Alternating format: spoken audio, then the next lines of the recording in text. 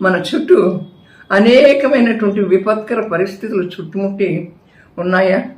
ఆ పరిస్థితులు మనకెందుకు సంభవించాయో, ఈ పరిస్థితులు మాకెందుకు సంభవిస్తున్నాయి అని మనం అర్థం చేసుకోవటానికి, అవగాహన చేసుకోవటానికి సతమతమైపోతూ ఉంటాం. ఎందుకు ఇలా జరుగుతుంది? ఈ పరిస్థితి గుండా నేను ఎందుకు వెళ్తున్నాను? ఈ అనారోగ్యం గుండా నేను ఎందుకు వెళ్తున్నాను అని చెప్పి మనం అర్థం చేసుకోలేం, అవగాహన చేసుకోలేం.